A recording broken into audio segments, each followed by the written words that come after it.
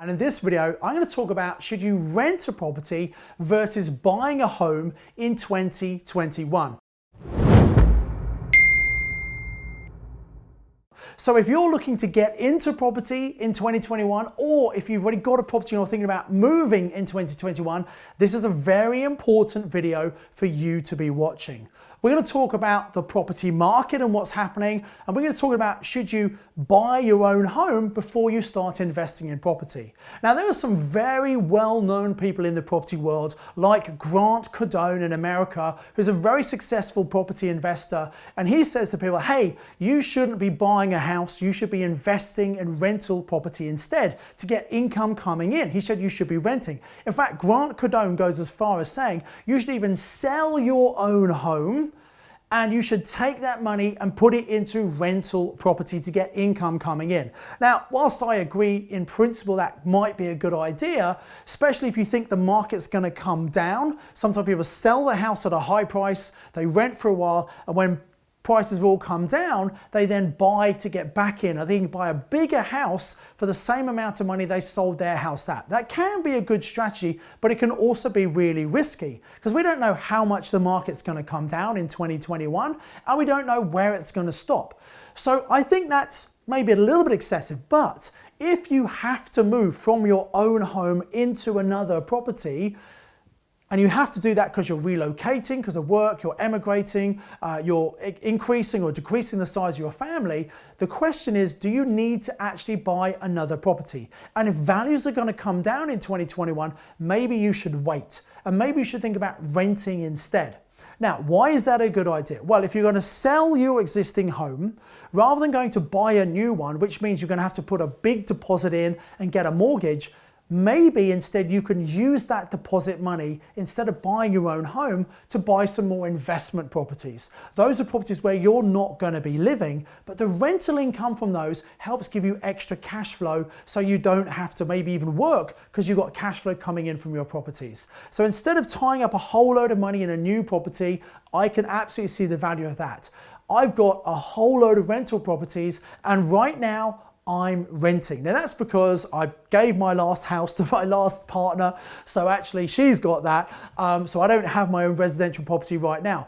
But instead of rushing out and buying a new house, which I do intend to do at some point in the future, I've been waiting because I think the market's going to come down. Now here's a much better strategy. If you've got a property you're moving out of, you could either sell that property and use the money to buy more properties, or if it's an appropriate property, if it's in the right location, you can maybe rent out your own home. Now, some interesting things you have to do here. If you've got a residential mortgage on your own home, you need to speak to your lender and get what's called consent to let, agreement for you to let the property out, because they've given you a mortgage based on you being there and you living in the property. If you're not going to do that, you need to let them know. You also would need to make sure you have the correct insurance, because you're basically becoming a landlord. You need to have buy-to-let insurance for that property to make sure it's insured properly in case anything happens to it. So that's the first thing. You might move out and turn it into a rental property. Or obviously if you sell the property because it's your own home, you're not going to pay any tax. Rather than putting into a deposit to buy a new one, you could use that to invest. So what are you going to do? Well, you've got two choices. Most people like Grant Cardone would say, hey, go and rent a property to live in, and then you're just paying rental income, and you're still in the property ladder because you've got investment properties. Those are going up in value. You can absolutely do that. But there's something better you can do. And this is what I'm looking to do. I'm looking for a property that I can pick up on a purchase lease option, and I will move into that property as a tenant, but I have the right to buy that property in a few years' time. Now, why would I want to do that? Well, a couple of reasons. First of all, it means I'm not tying up a big deposit to buy that property. When you get an option, you need to put down an option fee. Sometimes it's as little as £1.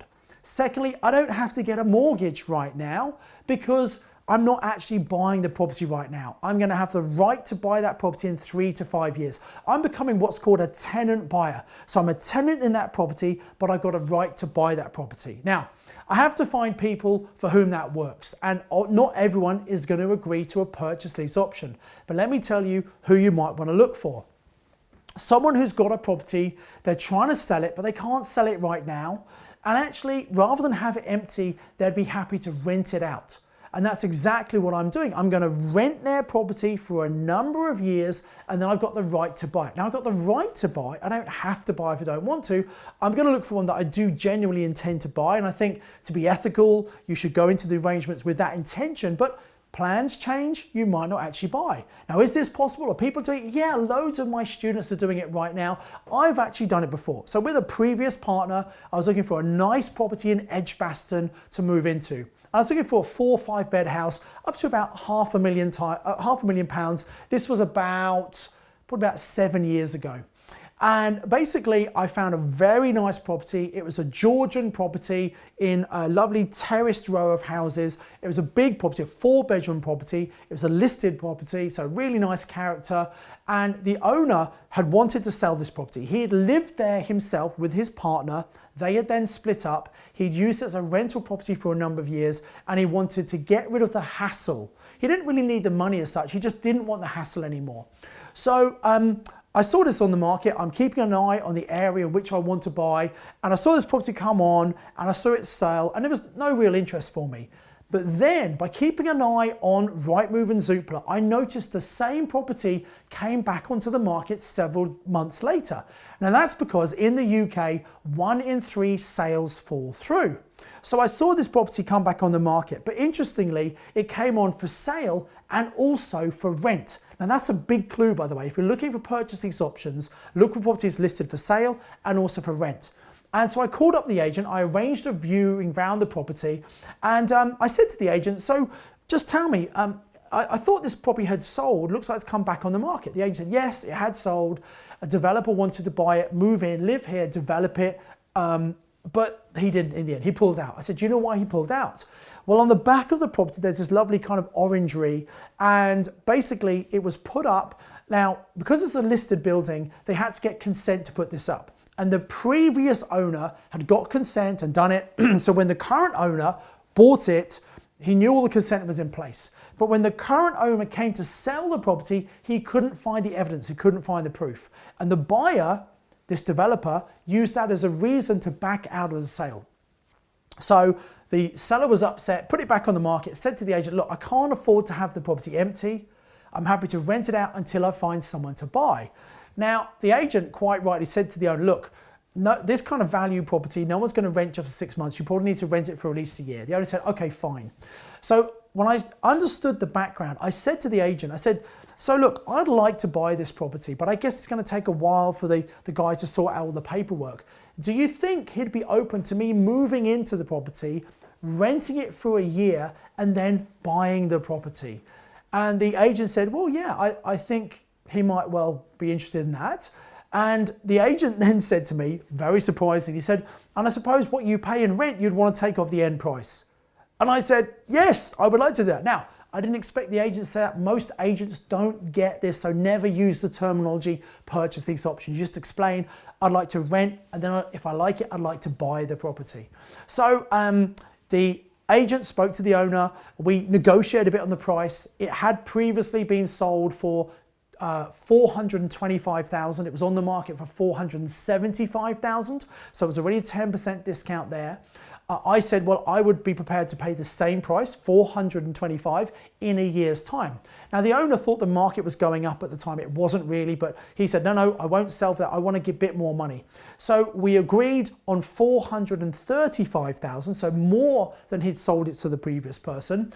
But we agreed the rental income I was going to pay would come off the end price. Now, the rent should normally be about $1,600 on this property. I negotiated down to $1,200 per month. So I was in a really nice 4-bedroom Edwardian property in great location in Edgbaston in Birmingham for just £1,200 a month.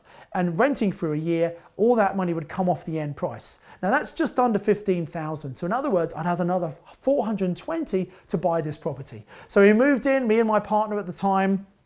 We did a little bit of decoration, so we improved the quality of the property.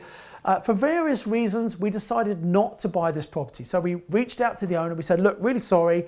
we've enjoyed living here, but the house is just not for us. Now, obviously he was a bit disappointed, but we'd looked after the house, we'd added value by decorating it, spent a couple of £1,000 to that, not a huge amount.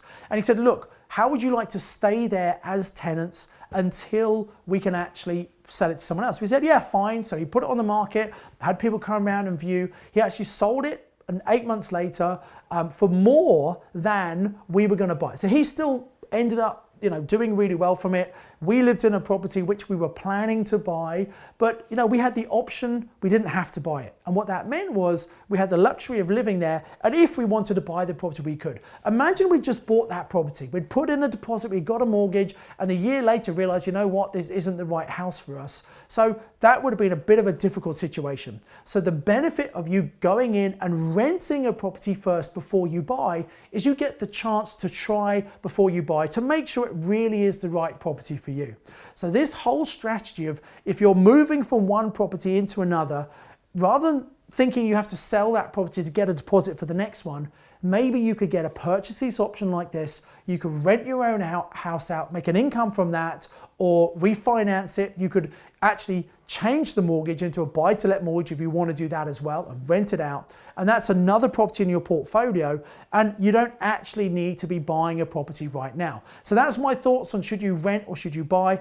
Ultimately, you might want to own your own property. It's always good to have your foot on the ladder, but if you've got other investment properties, you are on the ladder. Don't think you have to own your own home and then buy properties. You can build up a portfolio, then you can buy. And in fact, you can use the money from your portfolio. You can refinance to give you the equity you need to buy the property in the end. So I think it's an interesting way of doing it. So should you rent versus buy? Actually, I think I'm in the rent camp. Rent and then buy. Instead, invest some of your money in investment properties to give you an income in the meantime. I do hope this video has been really useful for you. If you liked it, please press the like button, subscribe to the channel to make sure you get all of these educational videos we're doing. If you've got questions or comments, please type those below, and I look forward to seeing you in the next video. If you enjoyed this video, you should definitely check out this next video that I've lined up for you. And also click on the link below to come and join me for some live online training all about how you can use purchase lease options and purchase options in your property investing. Because it's live training, you can actually ask me any questions you've got about these incredibly powerful investing tools. So click on the link, book the training right now.